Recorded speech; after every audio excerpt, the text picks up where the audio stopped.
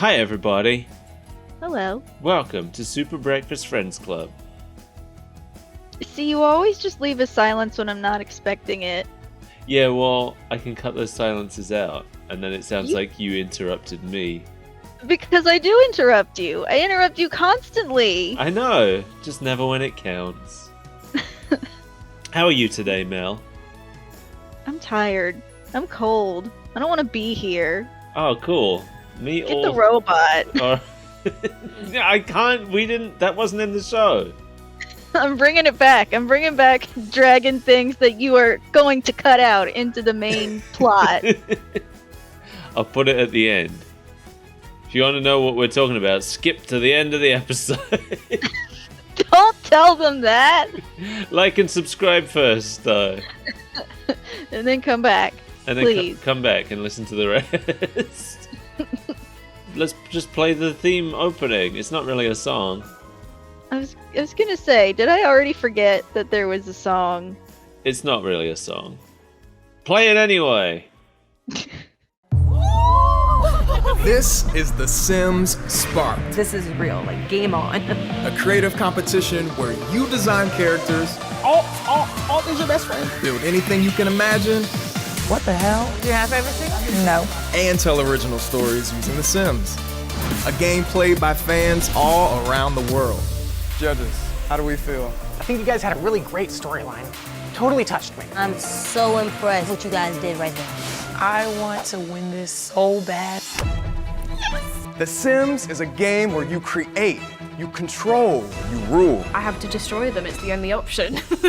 We're bringing together 12 players to take this game to the next level. Stay faster, speed up, please, please. With new challenges designed to inspire creativity I am in it to win it. and compete for a grand prize of $100,000. This competition is such a roller coaster. Welcome to reality TV. It's reality TV. We haven't done that before. This is what real life is like. I'm not convinced it's a good idea for us to do this. But let's find out how this episode goes.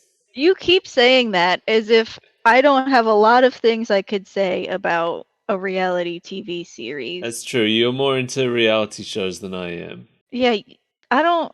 How do you not get invested in the drama of a reality TV show? That's the best part.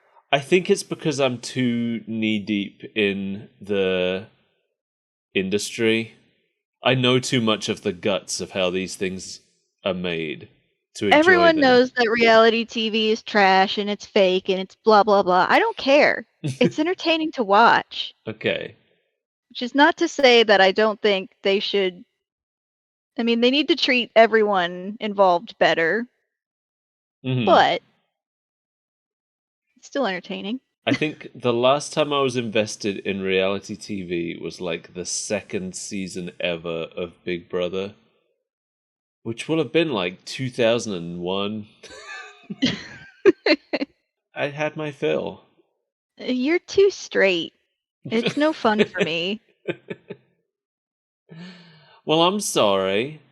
You know, if I was watching them with people, then maybe I could get invested. But I can't get invested in watching it on my own, you know? Reality TV is definitely best enjoyed with another person. Yeah. The Sims was released in 2000 on the PC. It was made by Maxis, a studio founded by Will Wright and Jeff Brown. They were known for SimCity, SimTown, SimAnt, many Sim games. They also went on to make Spore, which was a game that I liked a lot, but which did not live up to the promises it made. It did not. I think people mostly had fun creating their little spore gremlins and then never moving beyond that point. Yeah, I don't think I ever made it to the space phase, which is a shame because the space phase is like one of the phases that interested me, but I just could not get through the tribal phase. It's so boring. So it's not because your gremlin was terrible and died, it's just you got bored and stopped playing. I got bored and stopped playing, yeah. Okay. Yeah, I got to the tribal phase. I think I did beat the tribal phase, but then you had the city phase, which was equally as boring, and I just never made it through it. What if the space phase was just as boring? It sounds like there's a pretty clear trend. The space phase looked really interesting because you just get to visit different planets and look at other creatures. Isn't that No Man's Sky? Yeah, I wonder if No Man's Sky was inspired by the space phase of Spore. If anybody ever got that far. Yeah. Maybe somebody was like, "Hey, this part of Spore was good, but nobody plays it. Let's make it a whole game." Make a whole game based on it, rife with its own promises not lived up to. It's hard to when your promise is this game is going to contain everything. It's hard to live up to that promise. Yeah. It was published by Electronic Arts, who are one of the biggest publishers. You've probably heard of them. I haven't. They're known for EA Sports, Mass Effect, which I've been I don't streaming. know what that is. You're a liar. They made Dead Space, among others. I will admit to maybe having once heard of Dead Space. The Sims was one of the best-selling PC games of all time. It's a life simulation game with no end state, and there's no way to win it. So it's just endlessly replayable, because you just open it up and you do whatever you want to do until you get bored of it. For me, that's a span of 10 minutes. You've never played it for real. I have tried to play The Sims once, and I just can't find the fun. I accept that it's just not a game for me, and so I am not pressed on finding the fun. You don't exactly find the fun, you make the fun. I mean, same thing. Last time I played it, I made a family where it's a science man and he's kidnapping children from around the neighborhood and turning them into supernatural creatures. And he keeps them all in this. There's just a shack. It looks like just a tool shed in the woods, but below ground it's like 5 levels of science facility. And he keeps all these teens that he's kidnapped in there, and they've become like werewolves and vampires and stuff. Are you proud of yourself for creating a child predator? He's not. No, he's raising them lovingly. In cages underneath the earth. He is actually their biological father. That does not make it better. Listen, it's a story. Then I made 2 robots who are adopting human children and trying to learn about being parents. And then I made 1 sim who is living a normal life. He's just a normal guy, but he doesn't know that there's like a slim tunnel that runs all the way around the outside edge of his house and up to the attic that he can't get into. And there's another sim that lives in those tunnels and watches him through one-way mirrors. Oh, so I've heard many creepypastas like that. Yeah. Anyway, it's fun. It's fun to make weird stuff happen in The Sims. I just don't get it. It's not for me. Quit trying to sell it to me. The game was created by Will Wright, who was previously best known as the creator of SimCity. He likes complex games born from simple ideas, apparently. He was originally inspired to make games by the Chinese board game Go. What?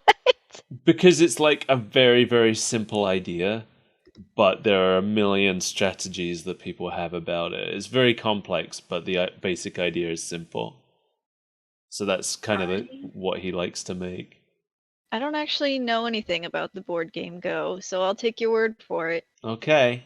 Will Wright is one of the most important figures in the history of simulation games, because he's made 2 of the best-selling ones. I would say probably the 2 best-selling ones are probably SimCity and The Sims. He started working on The Sims in 1991 after losing his home to the 1991 Oakland firestorm. Oh, Jesus. Yeah, it was a wildfire in Oakland, California, that he later included as a disaster scenario in SimCity 2000. Good for him for owning his tragedy. But his experience rebuilding his life from scratch inspired the idea of The Sims. The idea was poorly received by the higher-ups at the company, so he wasn't able to get funding for it. They don't know anything. Well, they couldn't find the fun. That's true. They didn't I would get definitely be one of those people up there poo-pooing it, and then I would have egg all over my face. But he did manage to convince the company to let him continue developing the idea in the background, alongside SimCity 2000 and Simcopter. It's so funny to me how many different games they made that they just stuck Sim at the beginning of. In the Simpsons game, Will Wright appears. He plays himself in it, and he introduces himself as the creator of Sim Sandwich. And it makes me laugh every time. He was assigned a single programmer to help, whose name was Jamie Dornbos.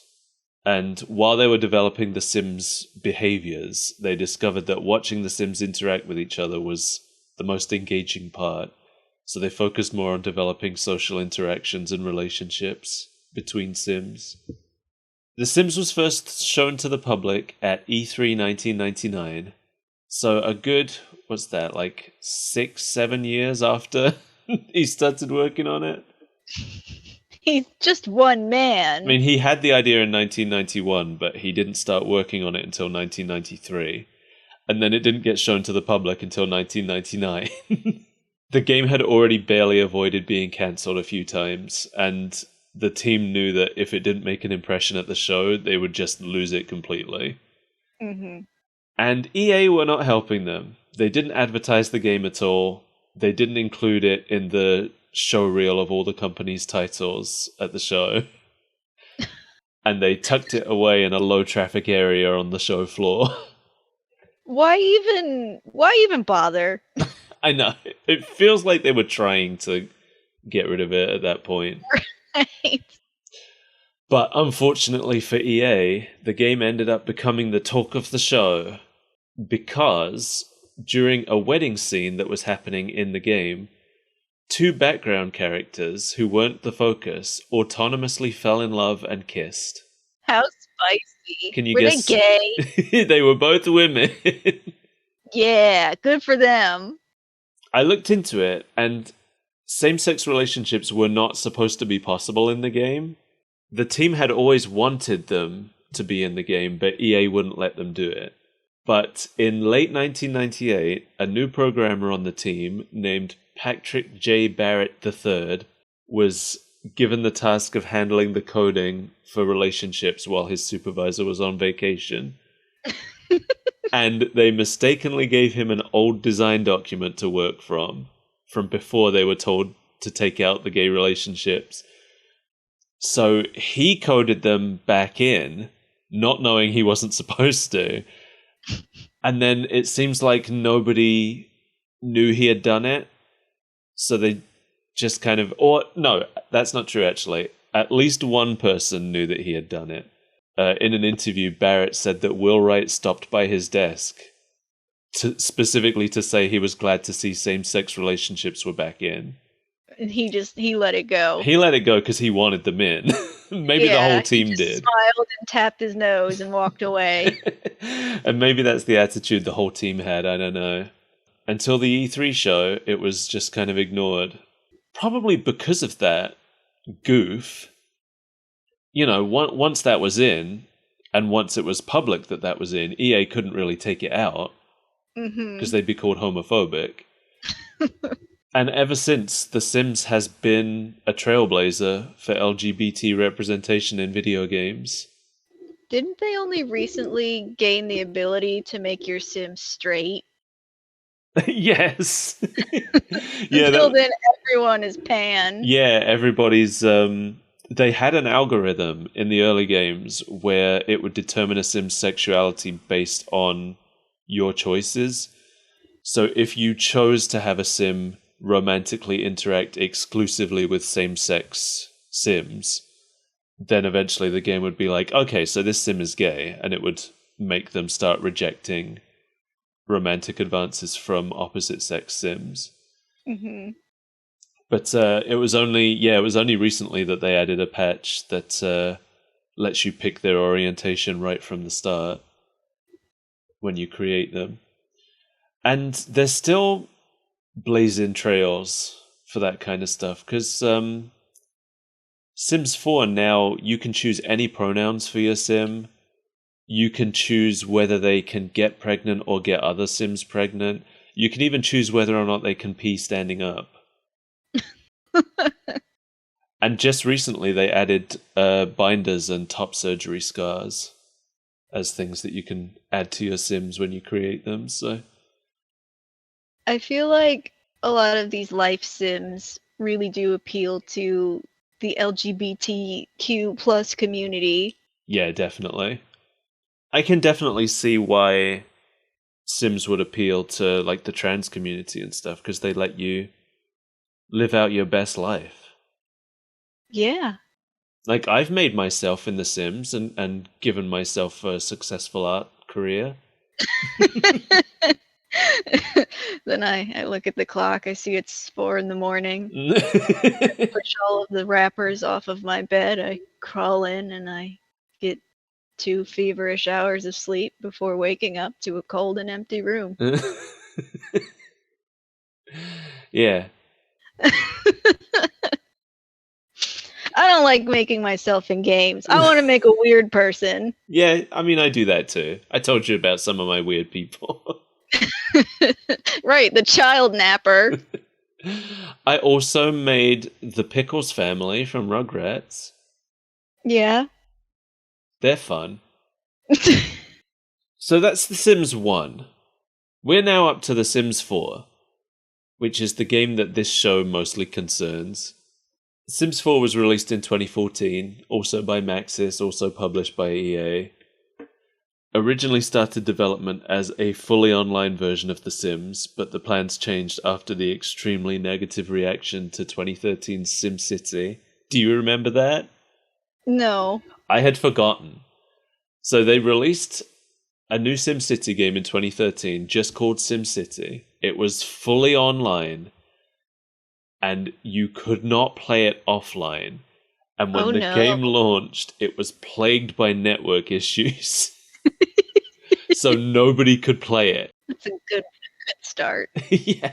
The servers were constantly down. All these people who had bought this new game couldn't play it at all, because it only works if the servers are up. I think they ended up changing it. And they ended I would up hope changing. so. Yeah, it was a massive backfire. But that was the 2010s, wasn't it? That was that period when EA and Ubisoft were telling us that nobody wanted one-player games anymore. Everything had to be online multiplayer. Yeah, that was a dark time for video games. Yeah, especially for people like us, who mostly play video games in our alone time. I play video games so I don't have to interact with human beings. Yeah. Sims 4 was a really big step forward for sim interactions. In Sims 4, Sims are able to interact while they're doing other things, like cooking or painting or whatever, which they hadn't been able to do before. And they had a new emotion system that changes what interactions are available to you, depending on what emotion your sim is in, and that's nice. But it's a pretty big step backwards in a lot of other ways. The clothes and furniture are a lot less customizable than they were in Sims 3, because in Sims 3, you had like a full color wheel. You could just pick different parts of the clothes and apply different materials to them and select any possible color for them to be. You can't do that anymore in Sims 4. You're limited to the like 5 options they give you. That's lame. It is lame. But I guess The Sims has always been a large and vibrant modding community. Yes, yeah. But the other thing is that in Sims 4, the open world is gone. That was the biggest disappointment for me. Sims 3 takes place in a huge open world. The whole neighborhood is alive at the same time. And Sims 4 goes back to just your lot being alive. And if you want to like cross the street and visit your neighbors, you have to go through a loading screen now. And that's a shame. Do you think everyone's just dead when you're not there and then they reanimate? There's there's coding that like progresses them. Things will change in their lives, but it just doesn't feel as genuine as it did in Sims 3. Mm-hmm. So for me personally, Sims 3 is still the better one. And Sims 3 as well, I thought there's a lot in Sims 3 that wasn't as good as Sims 2, so Sims 2 might be the the best one. But each progressive one has, it's always a step forward in some ways and a step back in others, which I think is a shame. Feels a lot like Pokemon. It does, doesn't it? Still waiting for the perfect Sims game that combines what was best about all of the previous ones.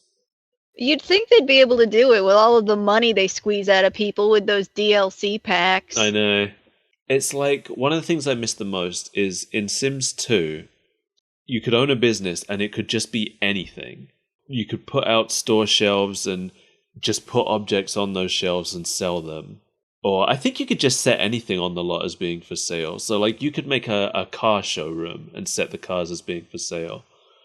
Or you could build like a theater and you could charge people to sit in the seats and then you would have a cinema. Or you could build a pool and charge people per hour for being in there. You could have any business you wanted. In Sims 4, you can have a veterinary surgery or a restaurant. That's it? That's it. Those are your options. The two binary genders? Yeah. Those are the only businesses you can own. At least as far as I know. Maybe there are some others. I don't have every expansion, but those are the ones I can own in my game. And it's just not as good, you know? That's what I've heard, yeah. This show is called The Sims Sparked, with like an apostrophe. Yeah, what is the choice behind that name? I don't know. I don't like it. It just came up with it, I guess. Beats me. It first aired on July 17th, 2020. That's my birthday. Yeah? That was your first birthday. You were born on the same day as this show. And it aired on TBS. Do you know TBS? Have you heard of TBS? I have. That was a prominent channel. Okay, I don't know it. It's owned by Warner Brothers, apparently. And it has a focus on comedy and sports, including eSports. I looked through all of the shows that originally aired on TBS. It's a lot of sitcoms that I haven't heard of. But the things that stood out to me were that TBS was the original home of Captain Planet, Two Stupid Dogs, and Final Space, which I still haven't watched. I should watch Final Space. It's my fault it got cancelled. Dogs. I love Two Stupid Dogs. I always thought Two Stupid Dogs was a Cartoon Network show because I think that's where it aired here. It might have gotten picked up by Cartoon Network. Maybe. Like that happens from time to time. It'll start airing on one channel and then get picked up by another. Right. I used to watch TBS a lot as a teen because it was the only decent channel on around after school time. Right. I watched a lot of Home Improvement. So the show was originally conceived in-house by EA as a short-length online show aimed at millennials. But the pandemic caused them to rethink that plan. And the show was picked up by TBS for their Friday night eSports programming block, E-League, in an effort to attract more casual gamers to watch. That was a choice. It sure was. After the episodes aired on TBS, they were posted on the BuzzFeed multiplayer YouTube channel. Currently, there is one season with 4 episodes. But EA have posted a bunch of challenges on their website since it aired, which they billed as auditions to appear on an upcoming season. They mentioned that within the episode itself. Yeah, they do. No upcoming season has been announced, and it's been like 3 years. Well, what was this show's reception?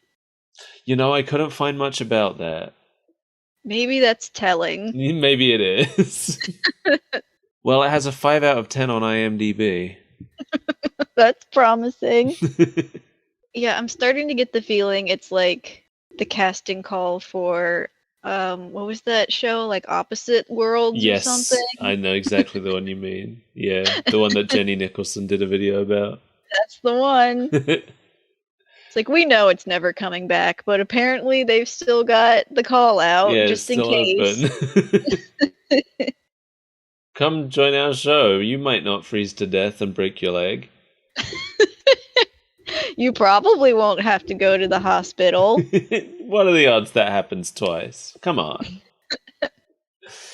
You'll be a little undernourished, but like, you'll recover. Just get good and go to the good house. Let's talk about the host. Do it. Rayvon Owen. He's a singer-songwriter, best known for winning 4th place in season 14 of American Idol. Oh. He does fine here. He was probably my least favorite of the non-contestants. Yeah, but he's just there to keep things moving, I guess. Yeah, true. He's there to be the neutral voice for the judges to bounce off of. He didn't irritate me. That's true. He could have been a lot worse. Which is all you can really ask for out of a reality show host, I feel like. Yeah. Because that's the thing, like, I understand the need for this, like, narrator style role, but they always feel like an outsider who don't belong there in all of these reality shows. Yeah. But if they weren't there, it would be weird. So we've got our 3 judges. I don't know how this is pronounced. Dave Miotki? I don't know. They pronounced it in the episode, and I immediately filed it away as to, is pronounced nothing like what it looks like, we'll never remember. I think he said Dave Motke, but there's an I in there. If he said Dave Motke, that's probably what it is. Dave Miotki? I don't know. I'm going to trust the guy that is working alongside him to know how to pronounce his name. Yeah, standing right there next to him.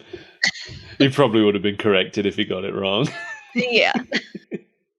Unlike you out here, unchecked and untethered. Well, it's hard because he's a Sims 4 producer, and in his role as Sims 4 producer, he mostly goes by Sim Guru Ninja. So just call him that then. Yeah, all right, let's call him that.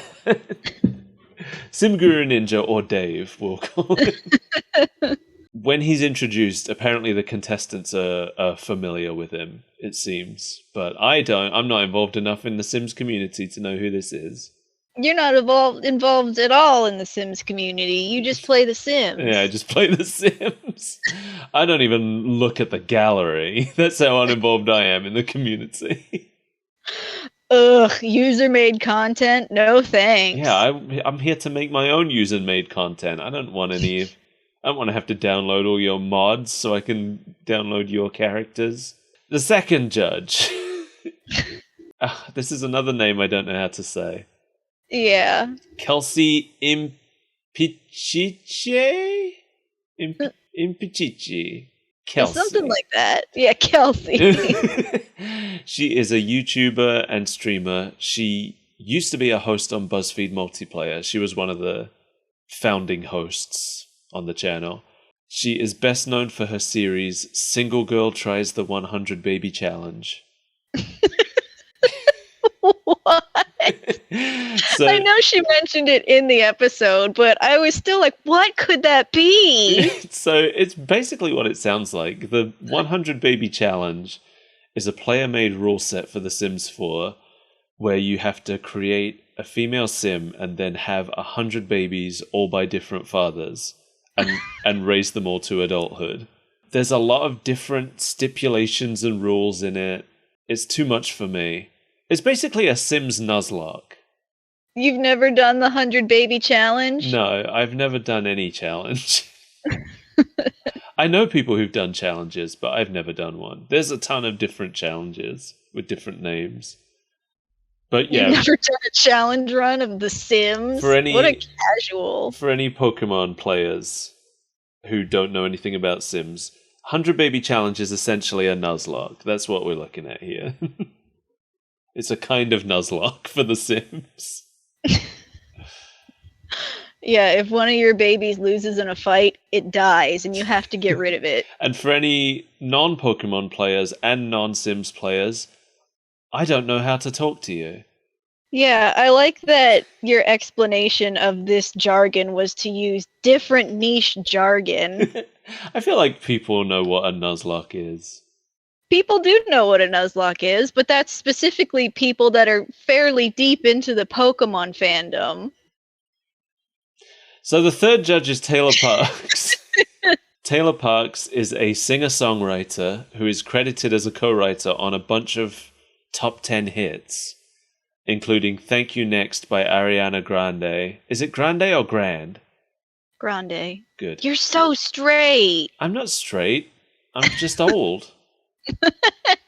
And she also co-wrote High Hopes by Panic at the Disco. That one I know. I don't even know that one, and I used to listen to them. It's a fairly new one. But it was like a huge hit. Yeah, now I'm the old one. Just like a couple years ago. She's one of the voice actors in The Sims 4. I'm not sure which one. When you make a sim, you can choose from 6 different voices, and she's one of those 6.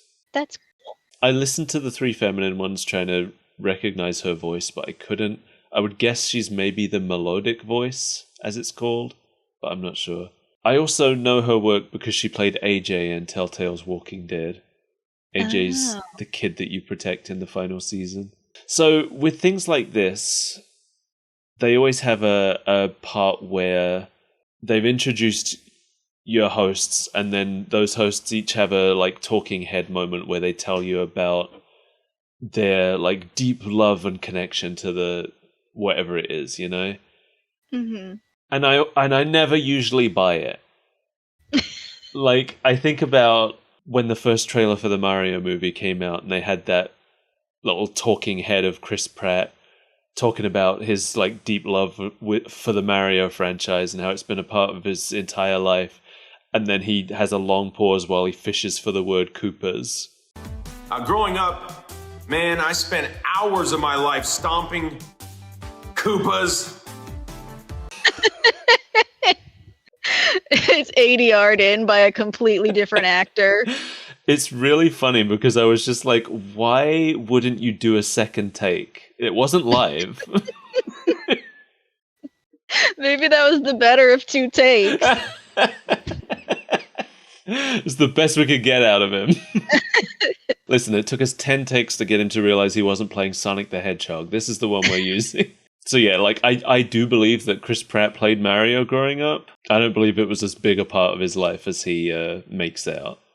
He's not deep into the Mario lore. No. He's not writing the fan wikis. But in this case, all of these judges actually have real professional involvement with The Sims. Yeah, so it's pretty cool. We actually have like quantifiable evidence that that they know what they're talking about. It's not just a famous person who has an opinion. Yeah, which is what you usually get in shows like this. Yeah. It seems like the contestants were not told anything in advance about this contest. Like, I know it could just be fake for the cameras, but I buy their shock at some of the things they're being told here. Like that they have to play in groups? Yes. Yeah, they were not told that they have to be in teams. And a lot of them aren't happy about it right off the bat. Oh. And like, I don't blame them. First of all, the fact that they have made The Sims the most casual life sim ever into an eSports competition blows my mind. And now you have 2 other people that you have to synergize with. Yeah, who you've probably never met before.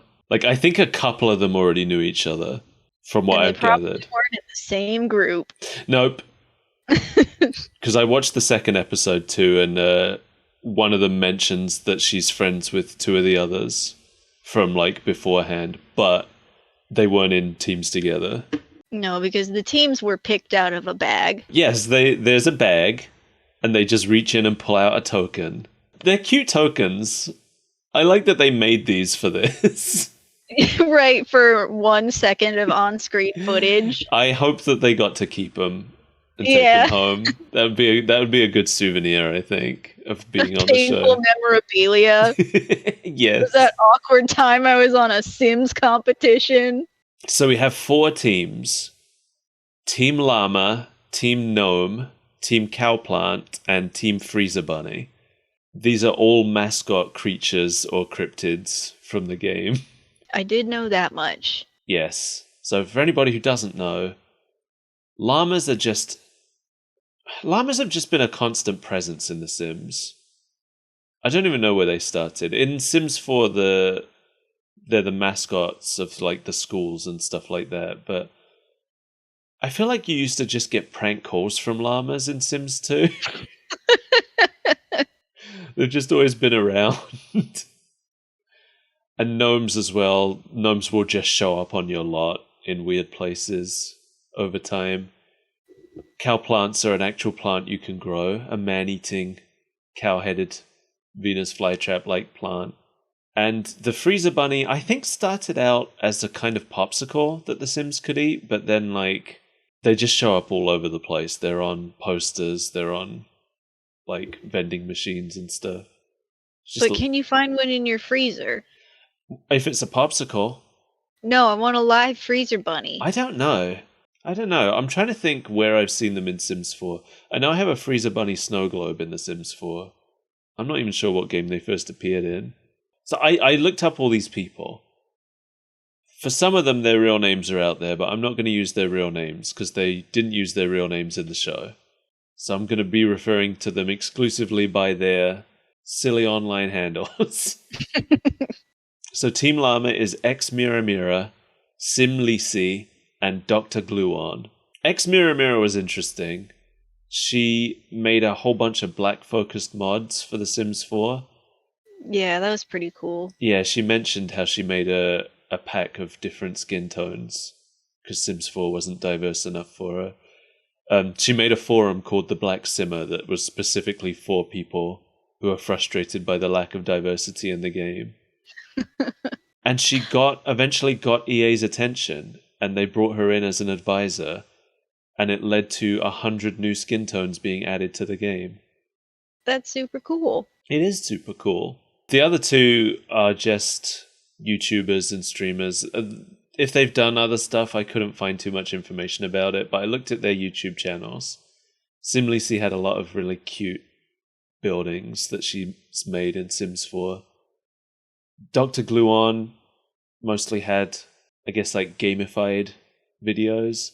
The newest one when I looked was that he had made a version of the Game of Life in Sims 4 and was playing it with his friends. That seemed cool. Yeah. Team Cowplant is Little Siha, Dr. Ashley, and Steffo Sims. Little Siha, the first thing I thought when I saw that name was, is that a Mass Effect reference? I mean, it's hard to think of anything else when that's all you've been playing for months. It is a Mass Effect reference, though.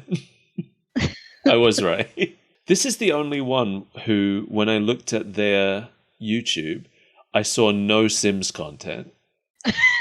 She has moved on since then. I think that Sims is just something she dabbles in occasionally, and I think it always has been.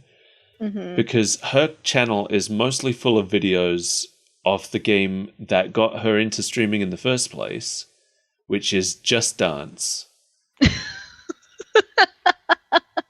That is not something I expected to hear today. Well, then get ready for this one. Do it. She is the 2-time world champion of Just Dance. Good for her. She has won the Electronic Sports World Cup in Just Dance twice. What a weird, weird world. Yeah. It's cool, though. It is. I don't want it to sound like we're poo-pooing this. I think it's rad. Yeah, it's another game that is not for me, but good for her. World champion is impressive. Another game that I wouldn't think of as competitive, but I guess it is. I would think that's more competitive than The Sims. Well, yeah, for sure. The other 2 videos of Team Cowplant are Dr. Ashley, who does a lot of building videos as well. Very cute houses. When I looked, she is 3 videos into a series where she's making houses with floor plans shaped like letters of the alphabet. I thought that was an interesting idea. Yeah. And Stepho Sims as well, mostly Sims content on her channel. She doesn't upload as frequently as most of these others. She seems to just do a video every few months. And we've got Team Gnome, made up of The English Simmer, Plumbella, and Simproved. All YouTubers. I looked at all their channels. The English Simmer mostly does challenge videos. Plumbella, as well as being a Sims YouTuber, also has an art and clothing company called Luna Isle. Cool. You can find that at lunaisle.co.uk. It was pretty cute. There's a lot of ghosts, a lot of shirts and hoodies with ghosts on them. I do love ghosts. And Simproved is the one German contestant. She has a lot of building videos, really ambitious building videos. I was gonna say, I think she was my favorite builder of the lot. Yeah, I think so too. I was looking through the stuff on her channel, and she does a lot of recreations of buildings from TV shows and stuff. And one of them was the bathhouse from Spirited Away, and it looked incredible. Cool. Yeah. And then finally, we have Team Freezer Bunny, made up of 3 people with Sims in their usernames. I wonder what they do. We have X Urban Sims X, which really tells you even the time period that she made that username. We have Spring Sims and we have D Sims. X Urban Sims X is a YouTuber who mostly had review videos about different mods and expansions.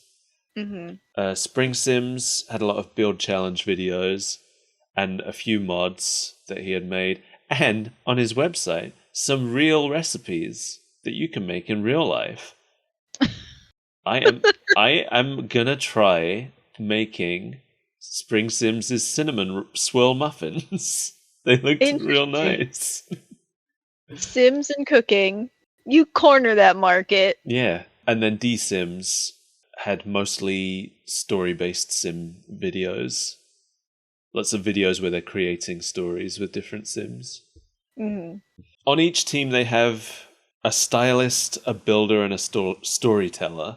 Which is the choice? Yeah.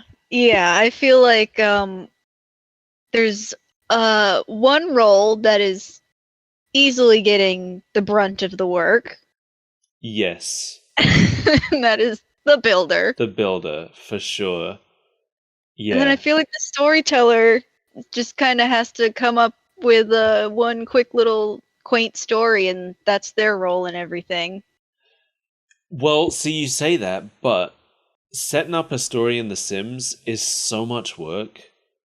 Because you've got to, make sure the Sim has enough skill points to do the things you need him to do. You've got to make sure the relationships with other Sims are high enough that they can do the interactions you need them to do. I feel like everyone kind of gets the short end of this 3-ended stick. It just has 3 short ends.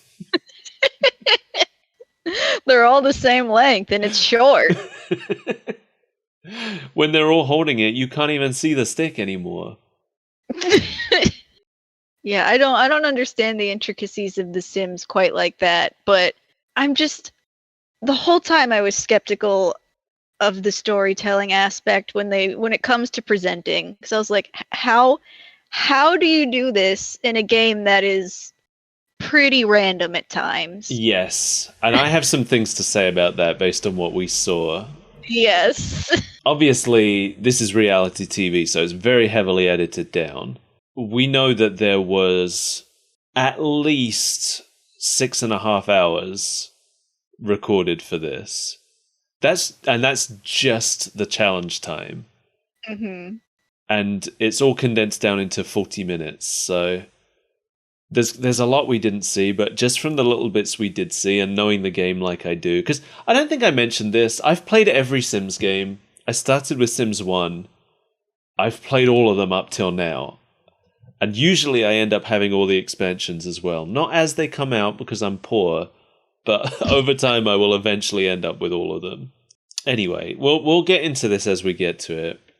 But Something I thought was weird is as the contestants are all introduced, we get some talking heads for some of them, but not all of them.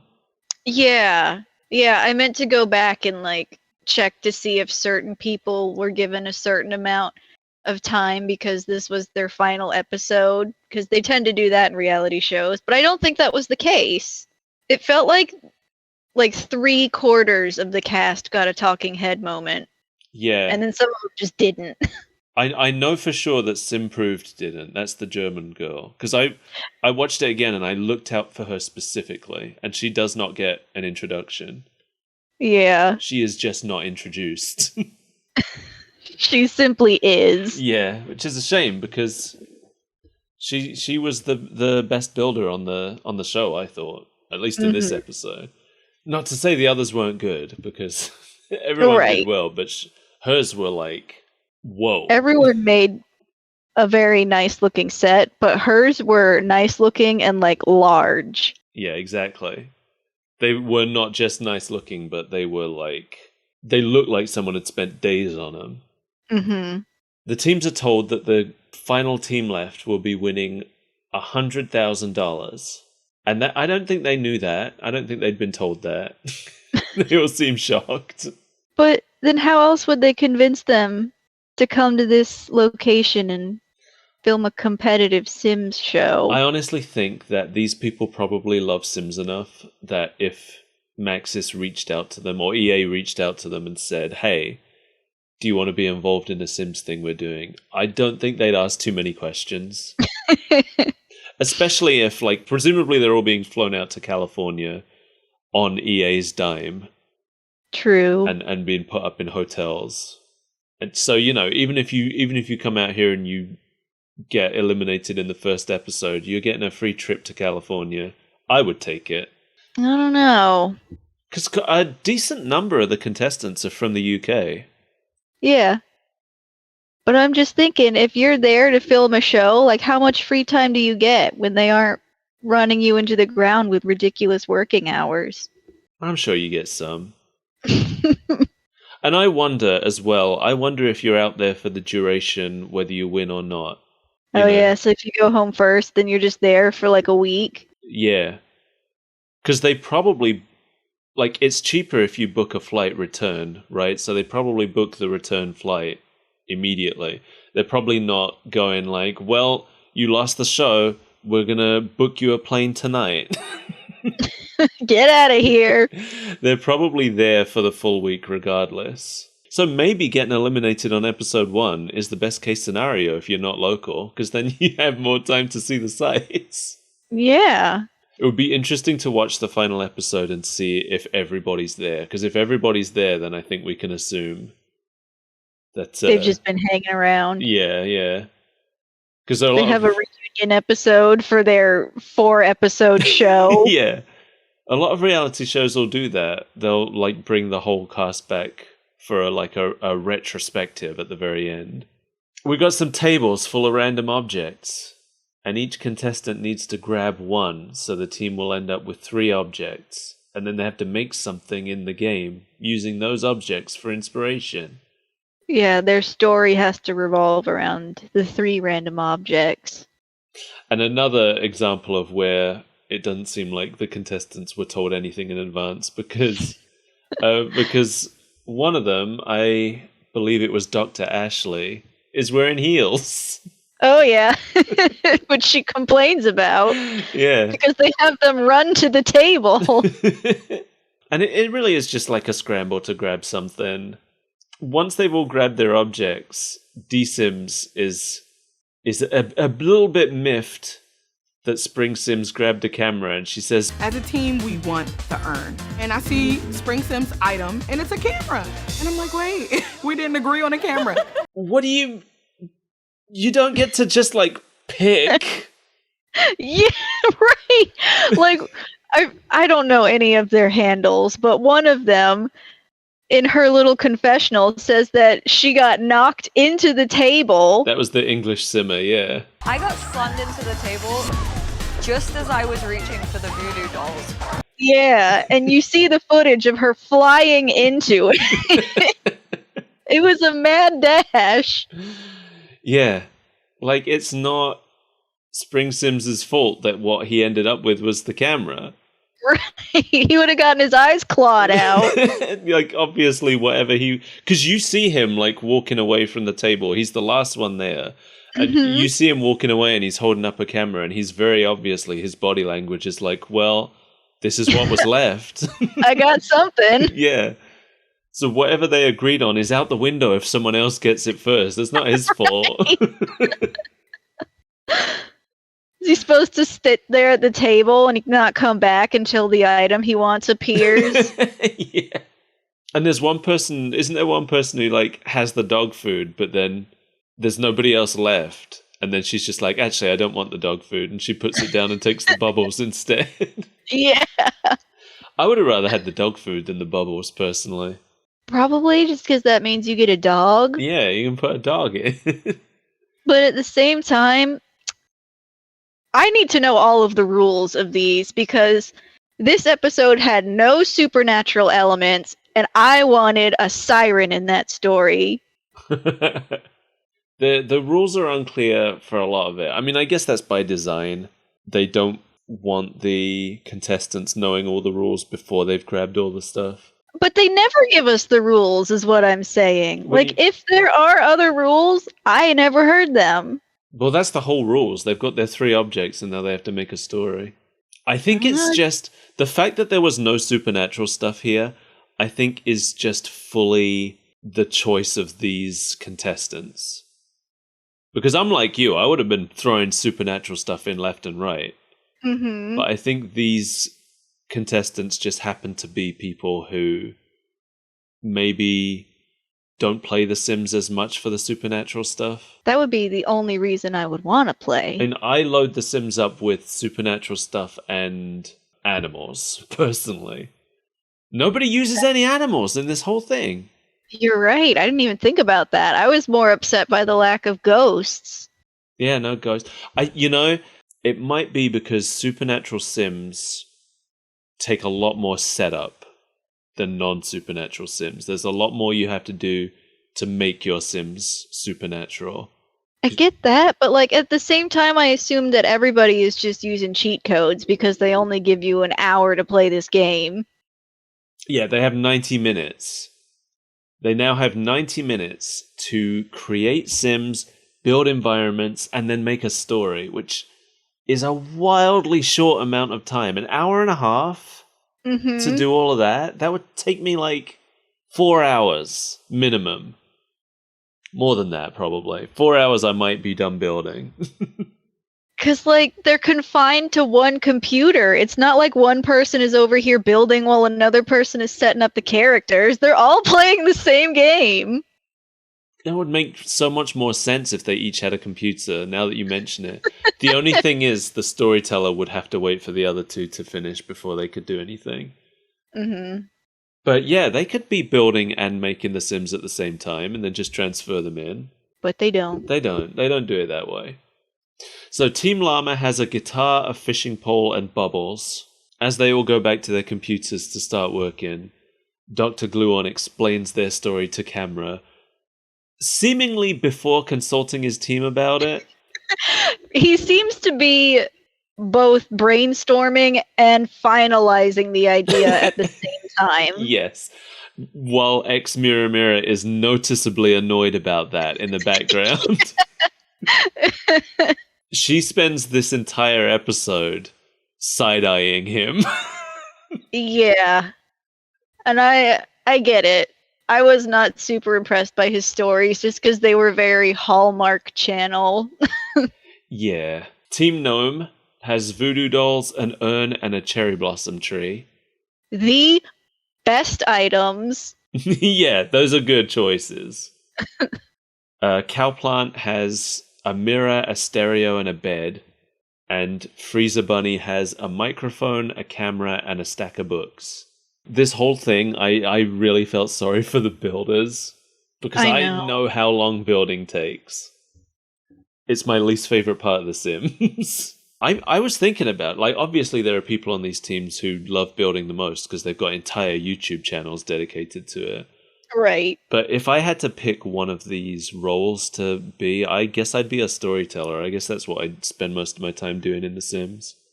Yeah, that's probably what I would do too.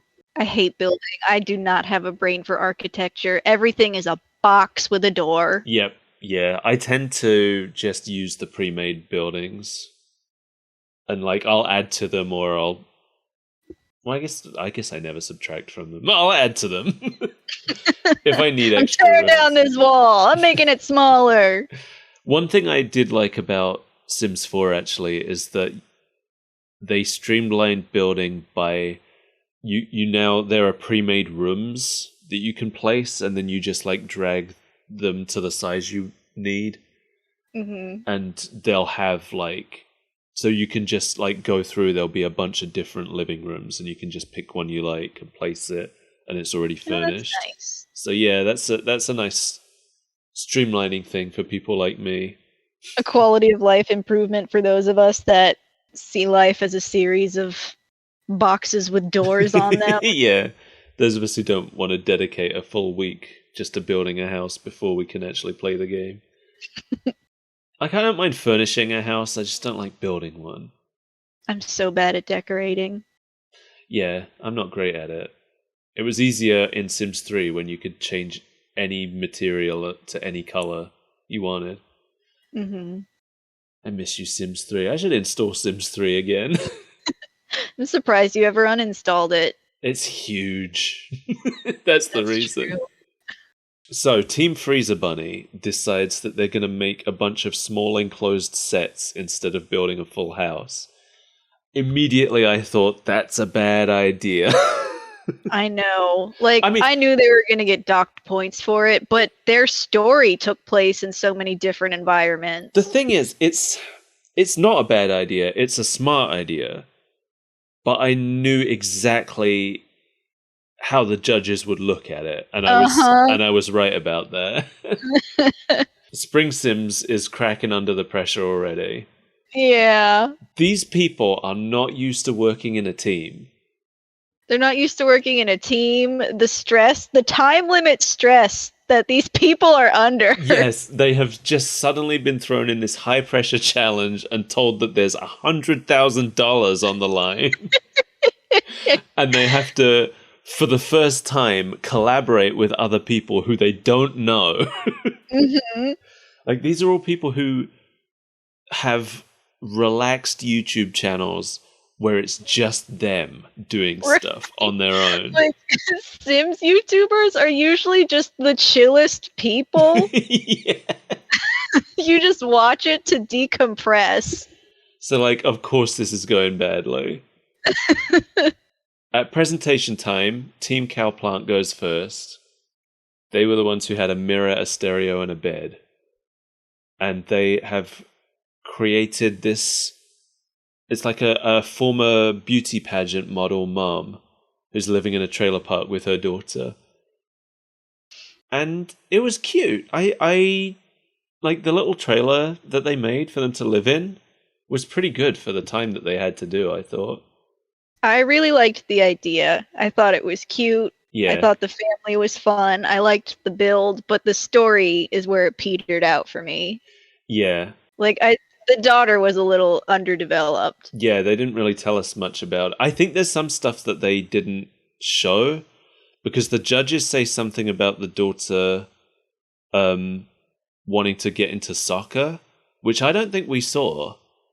Mm-hmm. So I think maybe there was part of the presentation that was missing for us. Maybe. But Stepho Sims, the one who's presenting it, gets stage fright. Oh, she gets so nervous and blanks completely. She does. She freezes up for a while, and I've been there. I know what that's like. I know. I'm sure most of us have been there. She pulls through, and once she does, she gives a good presentation, I thought that the judges were a little harsh on her. I mean, on maybe the overall presentation, but I think they were pretty kind to her. Like, they definitely were like reassuring her up. that she was great and everything. Yeah, no. They weren't mean to her, but their main complaint is that the storytelling wasn't great. And that's their main complaint with almost every single one. I wonder Is there a trend for me? I wonder if there's a problem with the format of the game. Like, perhaps a game that is not 100% under your control isn't the best format for competitive storytelling. Yeah, perhaps.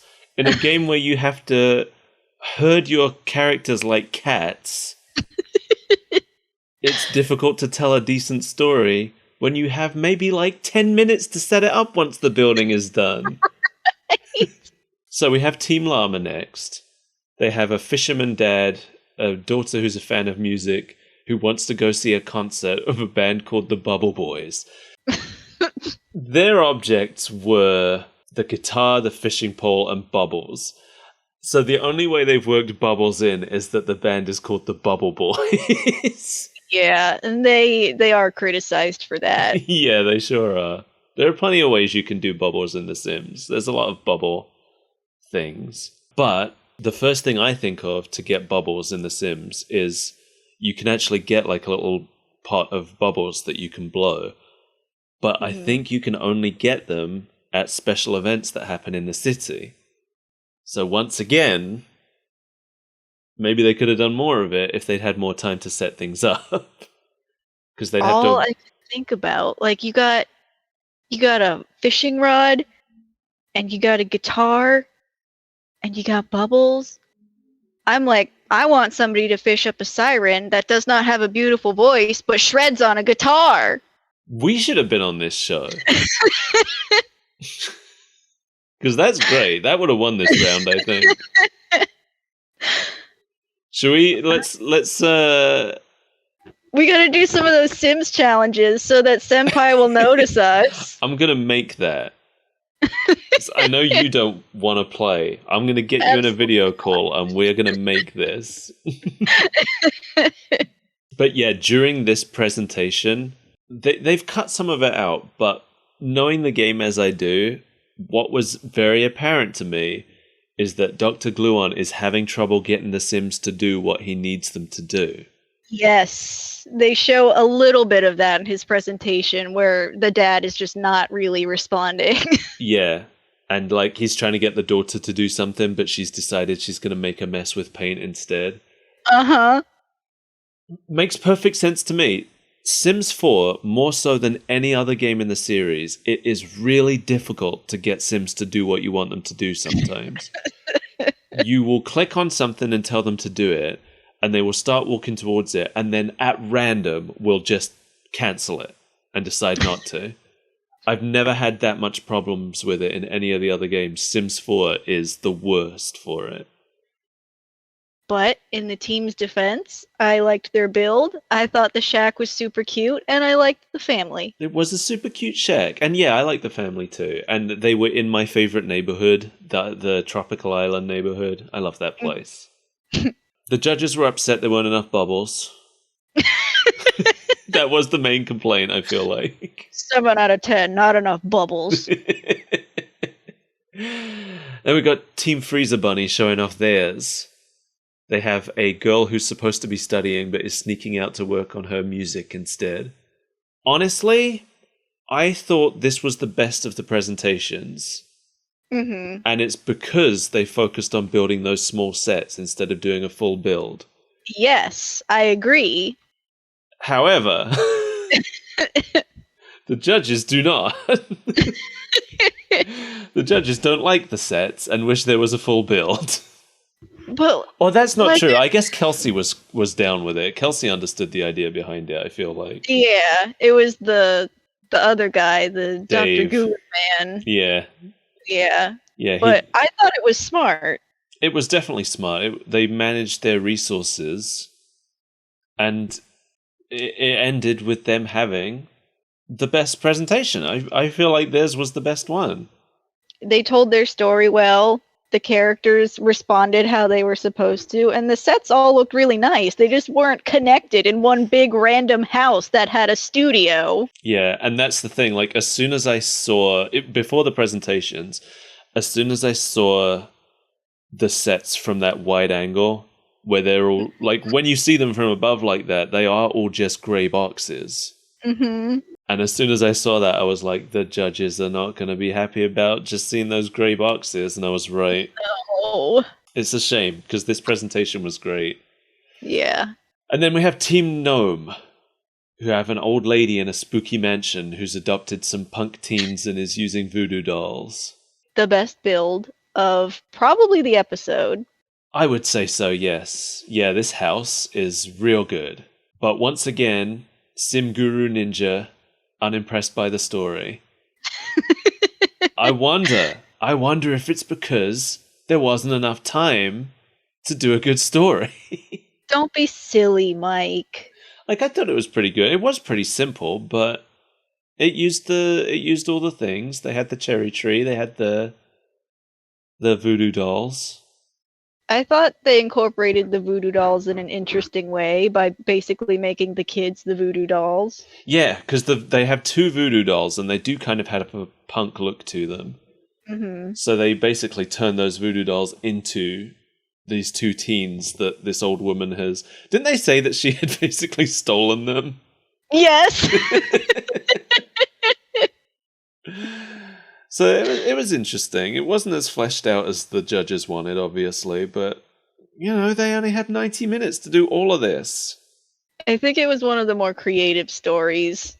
I think so too. It's because it's the only story that isn't just like, I'm living with my parents and I'm trying to, you know, all three of the others... That's true. All three of the others are a conflict between a parent and their adult. Every single one of them. It's like, I want to play soccer, but my mom wants me to be a prom queen.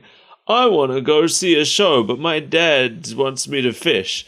I want to do music, but my mom wants me to study. Yeah. And then this is the only one where it's my like... mom wants me to terrorize the neighborhood, and I'm okay with that. I'm a voodoo doll. Come to life. Prepare to suffer. So, yeah, through this round, the only time that the judges didn't complain about the story was the only team that didn't bother with the full building so that they could focus on the story. Right. And then they complained about that instead. I think the problem here is with the format of the show, not with the contestants, who I think you're being foolish. I think every one of these contestants did great with the 90 minutes they had. For sure. So it's narrowed down to Team Cowplant or Team Gnome, and Team Gnome wins. Hooray! So old spooky lady with the voodoo dolls was decided to be the best one. It's definitely the one that stands out the most, I think. Yeah. Not just for the impressive building, but also for being the only one that isn't following the exact same plot format. I do admittedly have a bias that anything that is weird and spooky will take priority in my brain. Oh yeah, but... same here. So Team Gnome are told that they will get an advantage in the next challenge. The next challenge is that they have to make a family of 4. They have to be within the Willow Creek neighborhood. That is the base game neighborhood. They have to create a backstory for this family, and they're each being given an editor to make a video. And they have 5 hours to do this. Yeah. When I heard about the editor, I was like, I know exactly how this is going to go. Yeah. Editing takes a long time. Yes, it does. The editor should have 5 hours alone. Yeah. Like, I spend like all day editing this podcast. And it's just us talking for 2 hours. Yeah. So they're told that the winner's family will be featured in the game. This was 3 years ago, and I had never seen any of these Sims in the game. Oh no. But I went and looked, and it's just, they were there, it's just that I didn't know. Oh, okay. So the winning team is in my game. I have just never really encountered them, because they're in a neighborhood I don't play in. I think that's a cool prize. It is a cool prize. Yeah, they basically had their creation immortalized. Yeah. And that's neat. In a game that they so dearly love. Yeah. So they all head back to their work desks. D-Sims has filmmaking experience. She went to school for it, I guess. She's pretty confident. Mm-hmm. Team Cowplant is doing like a Gossip Girl thing. The whole team seems to be pretty well on the same page about it. Team Llama are having power struggles. As usual. Yeah, ex Mirror Mirror and Dr. Gluon clashing again. It's funny because Dr. Gluon is discussing the story with... Who's their other team member? With Simlisi. They're sitting there discussing it, and ex Mirror Mirror is sitting in between them, just seething. Her face, you can tell she is done. Yeah. It's so funny because the other two are looking at each other, like, over her, discussing the story. And she's just sitting staring straight forward, occasionally side-eyeing one of them. They are completely oblivious to her. Yeah, they don't seem to have any clue how upset she is. We know, because we keep cutting into her talking head, complaining about it. But like, Dr. Gluon is telling the story, and the other girl is like, that just gave me goosebumps. Oh my god.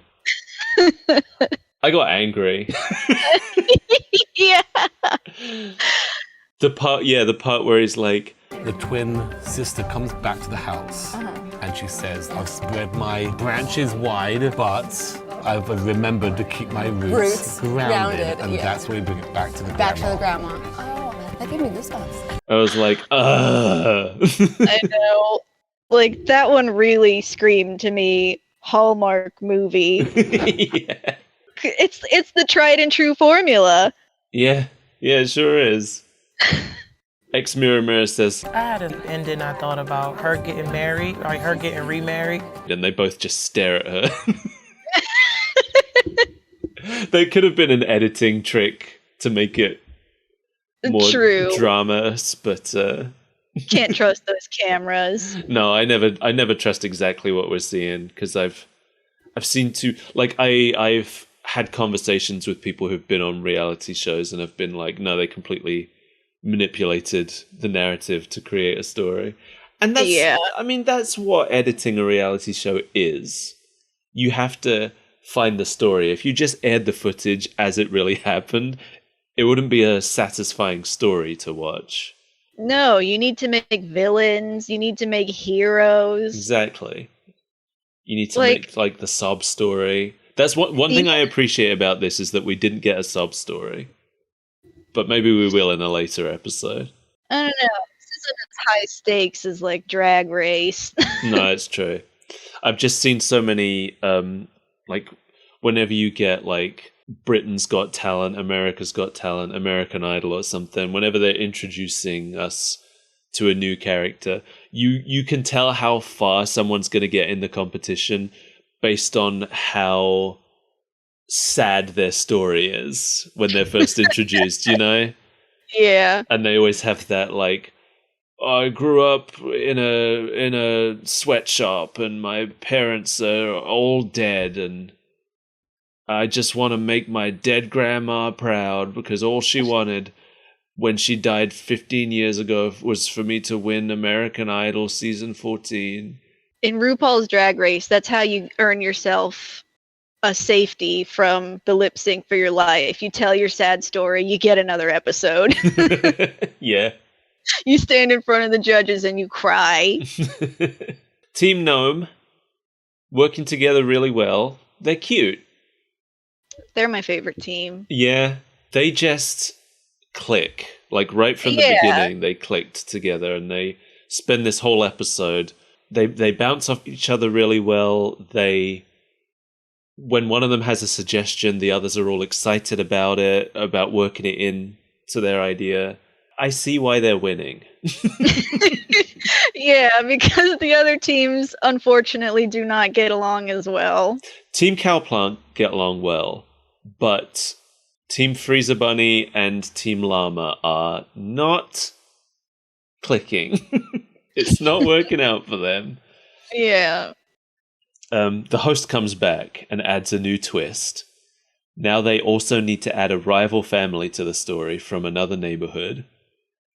And Team Gnome's advantage is that they get to pick which neighborhood the rival families all come from. I honestly don't see why it matters. No, me neither. But there was like a little thing at the bottom that's like, to see why these neighborhoods were picked, go here. So apparently there's lore, there's reasons. Listen, I play the game. I know all these neighborhoods. It doesn't make a lick of difference. This is not an advantage. But the teams were like, oh, thank God they gave us this one. I know, I didn't get it. I didn't understand. I don't know. It's not like they really did anything in those neighborhoods. They still had to build in whatever it's called. Windy City. I don't remember. Yeah, they just had to incorporate the families. It's not like they were going to the other neighborhoods and doing a completely different build. Yeah. So Team Gnome chooses their rival family to be from San Myshuno, which is the city. For Team Freezer Bunny, they choose Brindleton Bay, which is the pets town. For Team Cowplant, they choose Del Sol Valley, which is the celebrity town. And for Team Llama, they choose Windenburg, which is... I don't know what the gimmick of Windenburg is. It's just a fancy town, I guess. Has all like Tudor-style buildings. Mm-hmm. I really felt sorry for Spring Sims. Because he's trying to build, and his teammates are both barking orders at him. They're like, no, move it here, put it up against this. Yeah, and at one point, he's doing it, and they're both just going like... Faster, faster, faster, I know. faster, speed up, please. It's like, my God, the pressure. I know. One of them finally is like, are you okay? Yeah. Because the look on his face, he is out of body. Mm-hmm. He's another one, like, seems to have a lot of social anxiety. I mean, I think all of these people do. They're Sims YouTubers. I know. They all just seem like sweet people that go about their business day to day. Yeah. That's the thing, like, I like all of them. There's no clear villain in this show. There's, with a lot of reality shows, they will try to give us a bitch, you know? Yep. Give us someone to hate. This show isn't doing that. They're all sweet. They're all nice. They tried to give us some spice. The host is saying to Team Gnome, he's like, I would have thought that you would have been more mean about it. And they're like, no, we want to be nice. Yeah, with the choices for neighborhoods, yeah. Yeah, because they tried to give everybody neighborhoods that they would work well with. I don't know how they made those choices. But they seemed to make them well. The other teams seemed happy with it. They did, yeah. Especially whichever one got Windenburg. Team Llama. Yeah, because ex Mira Mira said Windenburg was her favorite town after they gave it to them. So I don't know if Team Gnome knew that. I don't know how well these people know each other. How do you, like you're saying, it doesn't seem to make that much of a difference. So how do you screw someone over by giving them the wrong neighborhood? I know, I don't get it. I don't get, like, whatever neighborhood it was. If that was me, they were just like, yeah, yours is from Strangerville. I think that's one. I would have just been like, okay, what difference does it make? It really doesn't. Like, you can make any family and put them in any neighborhood. It doesn't really matter. Yeah. And it's like the pre-made families aren't hardwired to only be a certain way. If you mess with them enough, they'll change too. Yeah. So we're not told anything about the video editors. When they show up, the little name tags appear like they have been for everyone, but they just say video editor. There's 4 of them, but they aren't named to us. No. They're just there. They're edit monkeys. Yeah, they're not people. They're just part of the hardware that's being used to create this. Our Adobe program came with this editor. There is nowhere near enough time for all of this. Absolutely not. It seems like, again, this might just be the way they've edited it, but it seems like actually exporting the video is part of the timer. Yeah. Which is insane. Like, sometimes this show takes like 4 hours to export. That had to just be part of the editing. There's no way. No, it would be crazy if they expected the video to be I mean, I get they're short videos. It'd probably only take like 10 minutes at most to export one of these, but still. Yeah. They still have to edit in. They have to record voices Yeah, and they have edit to do those voiceover. Yeah, it's crazy. They have to record like cinematography. Yep. Oh, it's wild. It is. Anyway, we get to the presentations. Team Cowplant go first, and they're doing a Gossip Girl thing. I don't know if I just wasn't following it very well, but was there a rival family in this one? It wasn't so much a rival family as there was another family. Like, they didn't really have a story to theirs, except that it was following the format of Gossip Girl. Yeah. But we weren't really given a motivation for it. Well, the thing is, all of the characters that we get gossip about, those are pre-made Sims that are included in the base game. Mm-hmm. Like Summer Holiday, Travis, whatever his name is, Cassandra Goth. These are all the characters that there are gossip things about. And they didn't make those characters. Those are already in the game. Yeah, that was one of the judges' critiques, how it didn't really focus on their own pre-made family, except at the end it reveals that Gossip Girl is one of them. Like, I don't know who... where was the rival family? The judges don't flag it up as there being something missing, so I don't know. Maybe I just missed it. I liked the premise, but it was not executed well. No. But the judges like the twist. I like the twist too. Mm-hmm. Where it turns out... I haven't seen Gossip Girl, so I don't know exactly what the plot is, but I'm assuming that it's a girl who's doing the gossiping. I don't know who Gossip Girl is. That wasn't my show. I'm a Pretty Little Liars girl myself. Yeah, I know that about you. Yeah, so I guess the twist is that it's the father of the family who's doing the gossiping. Mm-hmm. And the judges were impressed by that. I thought it was okay. Yeah. Team Llama come up next.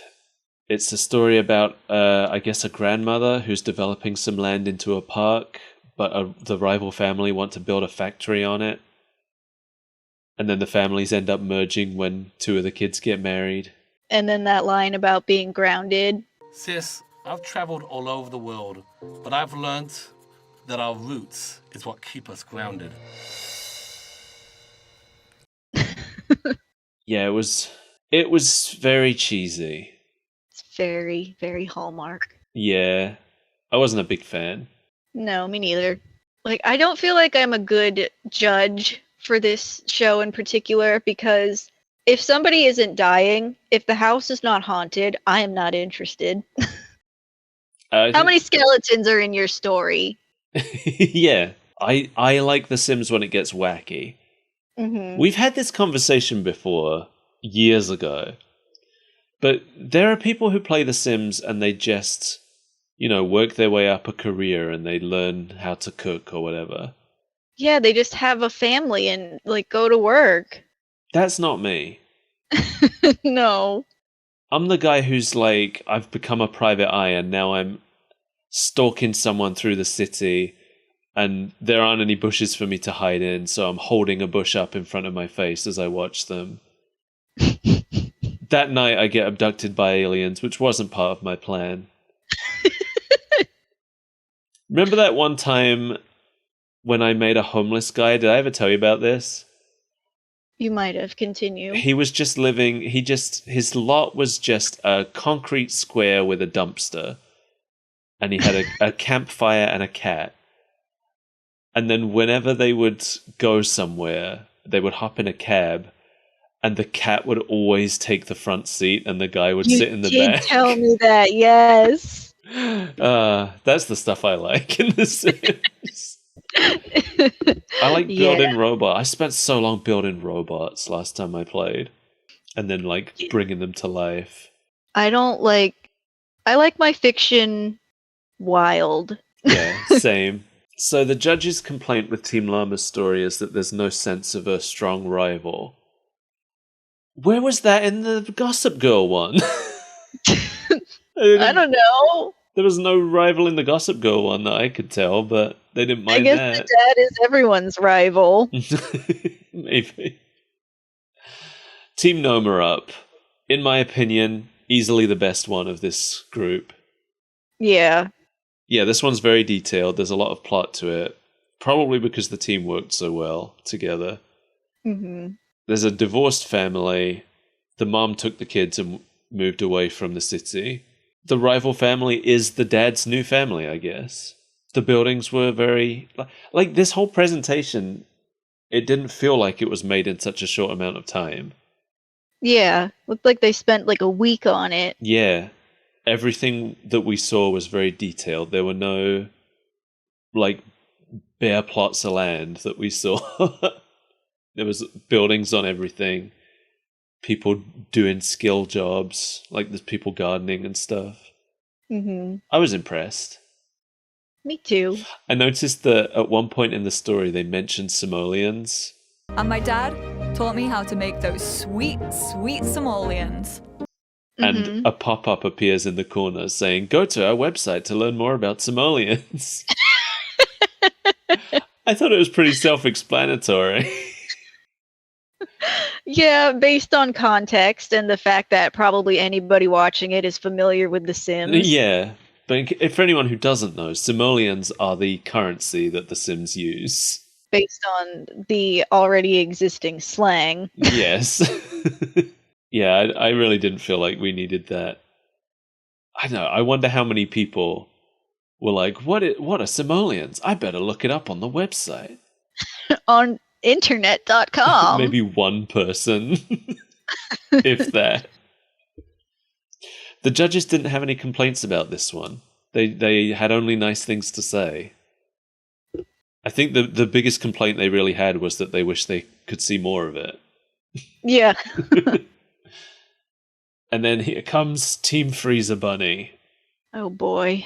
Their story's about a young couple buying their first house, and then the father dies before the babies are born. Or maybe after the babies are born? I guess that wasn't clear. It wasn't clear because they were unable to import the audio in time. Yes, they did not finish their video. There's a little bit of voiceover at the beginning, and then it switches to subtitles. And as soon as the first subtitle appears, Sim Guru Ninja shakes his head. Yeah. But the rest of it, like once they stopped, because they stopped bothering with subtitles as well, and then it's just told through music and visuals. And I thought that was really powerful. They still conveyed a story without words. They did, and I like that. That's something I always... Like, if I can get away with telling something without any words, I will always try to do it. Yeah, I think in that way, it was probably the most effective video because you could tell what was going on without somebody narrating it to you. Yeah, the part where the mother of the family is just scrubbing the sink and then the camera pans to the side and you see the ghost of her husband watching her in the background, I was like, oh, that's a good shot. Mm-hmm. The final shot was clearly missing something. You could tell that there was supposed to be voiceover there that they never recorded. Yeah. Or maybe they did record it and just didn't have time to put it in. I have a confession. Yes. I was trying to think up an alternative story the whole time I was watching. Oh, yeah. Where the family had murdered the father and entered into a pact to never divulge it, and the mother cleaning the sink is removing the evidence. And then the father's ghost, like the telltale heart, screams in the background. You could definitely read it that way. That's 100% a valid reading of what happened. This video made Sim Guru Ninja, if he didn't cry, he at least got teary-eyed. You can see it. Mm-hmm. You can see he's got like red eyes after watching this. And he admits it. He says it was a powerful video. Yeah, he says that he recently had a death in the family, so this video hit him hard. They were clearly super down on their video. They were clearly upset as they presented it. But this seems to be the one Like, even once all the teams are out of the room, this is the one that he keeps coming back to. This is the one that touched him. Yeah. Yeah, they discuss it a bit. Like you said, yeah, Kelsey brings up the fact that Team Cowplant's video is mostly about existing families and not the families they made, which is true. That's a valid criticism of it. Simguru Ninja likes Frieza Bunny's video because it made him feel something, but it was also missing a bunch of elements. And you can tell they're having a hard time choosing with this one. Yeah. They narrow it down to Team Gnome and Team Cowplant, and Gnome ends up winning again, which I think is fair. I think they had the best one. Yeah, me too. Then Team Llama and Frieza Bunny are left over, who are, I'm sure by no coincidence, also the teams who weren't working well together during the challenge. Right. They were the teams that had infighting and just like a lack of collaboration. Yeah. Among them, I think. But Team Frieza Bunny is the one that gets eliminated, which is a shame, because definitely seemed like they were the one who impressed the producer the most, but I guess it ended up getting eliminated just for not having a finished video like they were supposed to. I do think that's a shame. Yeah, me too. But at the same time, I feel like people would be pissed if they're like, they didn't even finish their video and they didn't go home. Yeah.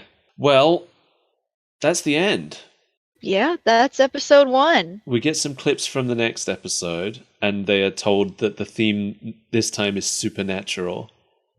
That's what made me start thinking maybe there's some rule they didn't tell us about where they're not allowed to use supernatural elements. Maybe. I think they just didn't because it's more just work. Want aliens. I know. Well, there's aliens. We see some aliens in the clips from next episode, so we do. You should come back and look at it so that you can see some supernatural sim stuff.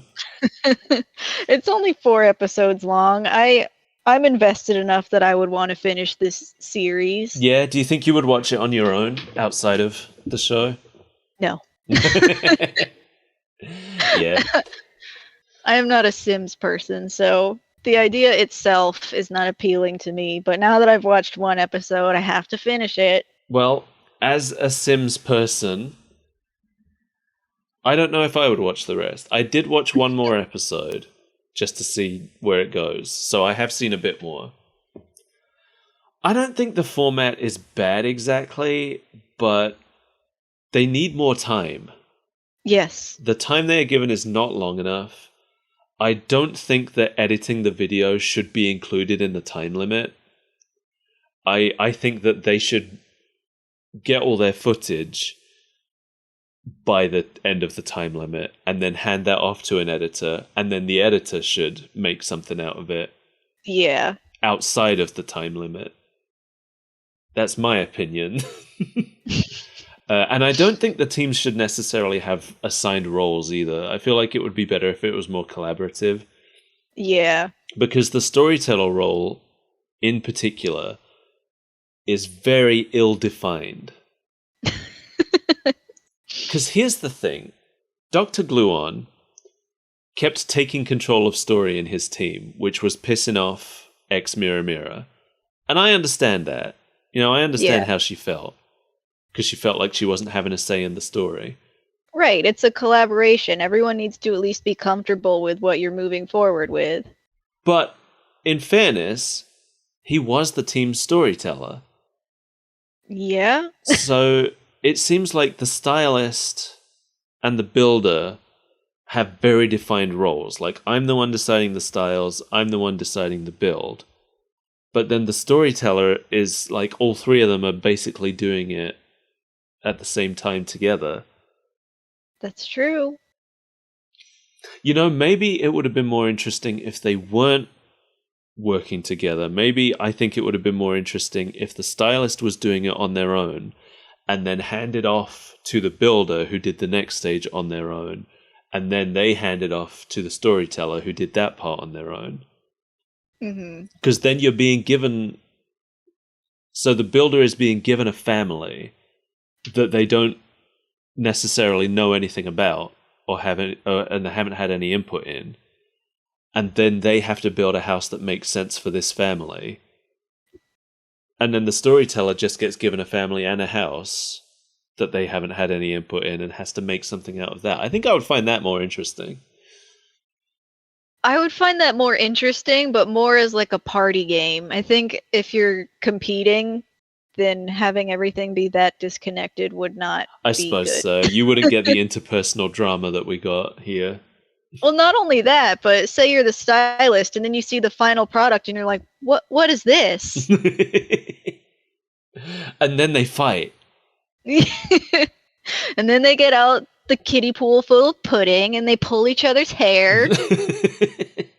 Well, we've done it. We watched an episode. We did. We've covered our first reality show. Because we covered a game show before, but that's different. And we've covered a live action show. Yep. Maniac Mansion was a reality show, actually. It was a stage play. It was a stage play. It was a 4-camera sitcom. It was a 1-camera sitcom. It's the focus of many of my nightmares.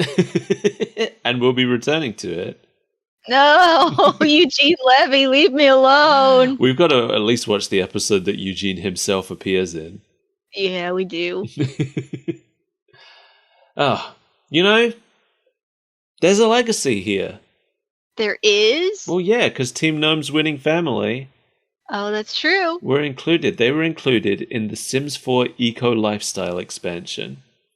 I do have that expansion, but I haven't played in that neighborhood much, so I hadn't seen them before. You don't get to show up and ruin their lives. And I probably have seen them before. I've probably seen them, like, at the bar or at the Mischief Festival, but just haven't really paid much attention to them. But yeah, that's pretty cool. As we said earlier, I would, if I went on a show like this and I didn't win the $100,000, but I got something I made included in one of my favorite games, I think that would be pretty neat. Yeah, me too. Thanks for joining us, everybody. If you'd like to support our show, you could like and subscribe on YouTube, or give us a review on whatever platform you're watching on. Make it a good one. You only get so many. Before we come and find you. You could support our show by giving money to us at patreon.com/superbreakfastfriendsclub or coffee.com/superbreakfastfriendsclub. Give them the Twitter. @breakfastfc. That's where we tweet. Not about football. Never about football. We are not a football club. Please stop coming to our matches. We are not a football club. We do just play football together. But that's not related to the show. It's very embarrassing when people come to our football club matches and expect to hear about video games. Even though you know if that's what we were doing, we would be talking about video games while we did it. We'd tackle someone for the ball and just be like, hey, did you know that Optimus Prime played Sourpuss in the Pac-Man 1983 cartoon show? Your life has been altered forever. You're welcome. Oh, you've taken the ball back already? And you've run away 15 meters. And I've been speaking to myself for 5 minutes. Bye. Get lost.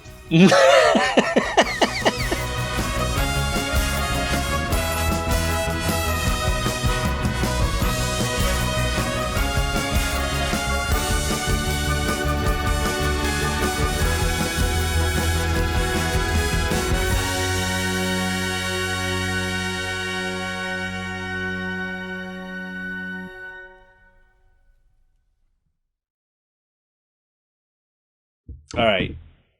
Let's go. Do we have to? Yes, we do. Can you just get a text-to-speech robot for me this week? Just feed all the episodes into an AI and then have it make a new one. Yes. I don't know if we have quite enough sample for that yet. We could get a bad one. true. Like running it through bad translator. I would love to see what came out if we just fed all our episodes into an AI. I would love to see how it interprets us. I'm sure it would not be too far from the truth. It would be two dumb idiots talking to each other. Yeah. Well, it would be one dumb idiot talking to each other, which is also not far from the truth. One dumb idiot talking to each other? Yeah, in two different voices. Yeah, I guess.